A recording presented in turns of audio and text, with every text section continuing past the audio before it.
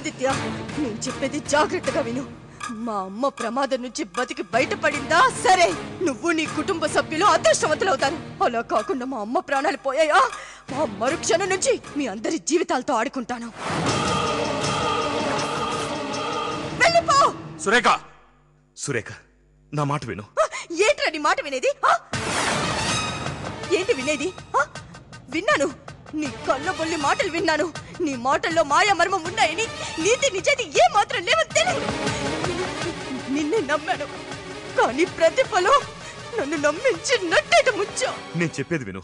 ఇంకా ఏంట్రా నువ్వు చెప్పేది, నేను వినేది? నీకు సిగ్గు ఏ మాత్రం ఉన్నా ఇంకొక క్షణం కూడా ఇక్కడ నిలబడవు. పోరా, పో, వెళ్ళిపో. సురేఖ,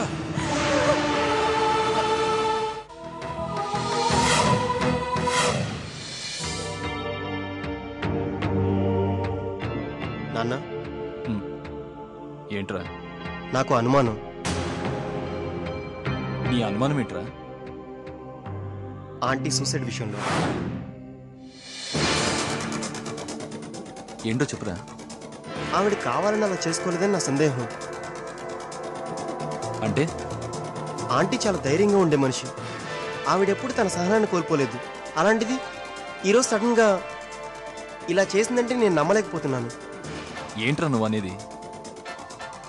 సురేఖ అప్పుడప్పుడు అబ్నార్మల్గా ప్రవర్తించడం నేను చాలాసార్లు గమనించాను. తనలో చాలా మార్పు వచ్చింది నాన్న. ప్రతినిత్యం నిన్ను పూజిస్తూనే వస్తున్నాను. మనిషి పుట్టిన తర్వాత సుఖ దుఃఖాలు తప్పు. నా పూజలో ఏదైనా లోపం ఉందా? నాకు తెలిసి నేనెవరికి అపకారం చేయలేదే. కానీ సురేఖ విషయంలో మాత్రం మా వల్ల తప్పు జరిగింది. దానికి ఎంతో బాధపడ్డాం. ఇప్పుడు సురేఖ తల్లి ప్రాణాపాయ స్థితిలో ఉంది. డాక్టర్లు ప్రయత్నించగలరు, కానీ ప్రాణం పోయలేరు. చేయగలిగింది నువ్వు ఒక్కడివే.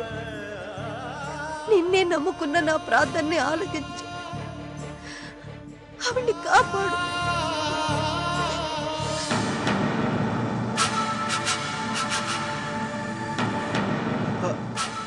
డాక్టర్ ఎలా ఉంది? డాక్టర్ గారు, doctor, don't worry, she is out of danger.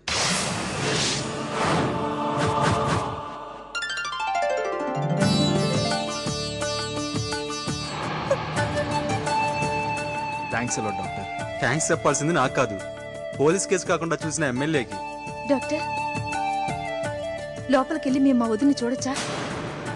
ఆవిడ స్పృహలోకి వచ్చిన తర్వాత వెళ్ళి చూడండి. అలాగే డాక్టర్. బ్రతికింది, అమ్మ బ్రతికేసింది. చా, అమ్మని బ్రతికించి ఆ డాక్టర్ నా ప్రాణం మీదకి తెచ్చాడు. అయిపోయింది, ఇక నా పని అయిపోయింది. ఫినిష్, నా పని ఫినిష్.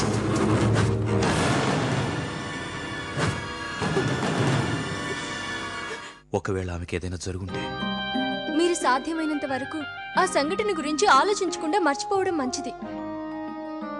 శతవిధాల ప్రయత్నిస్తున్నా మర్చిపోదామని, కానీ నేను ఎంత ప్రయత్నిస్తే అంతకు రెట్టింపుగా గుర్తుకొస్తోంది. నేను మీ అర్ధాంగిని, అంటే మీ శరీరంలో సగభాగం నేనే. అంతేకాదు, మీ సుఖదుఖాలలో, మీ మంచి చెడుల్లో, మీ బరువు బాధ్యతల్లో ఒకటి కాదు అన్నిటిల్లో సగభాగం వాటా నాదే. కాబట్టి మీ వల్లే ఆమెకలా జరిగిందని ఆలోచించకండి. అలా ఆలోచిస్తే మీ ఆలోచనలో స్వార్థం ఉన్నట్టు. నాకేమైంది అంటే వదినా, నీకేమైందో నిజంగా తెలీదా? తెలీదు. నువ్వు చేతి మీద బ్లేడ్తో కోసుకుని ఆత్మహత్య చేసుకోబోయే వదినా. నేను ఆత్మహత్య చేసుకోబోయానా? అవును వదినా. జరగబోయే ఘోరాలు నువ్వు చూడలేవమ్మా. అందుకని మా మంచి అమ్మవు కదూ, చచ్చిపోమ్మా. నువ్వు చచ్చిపోతున్నా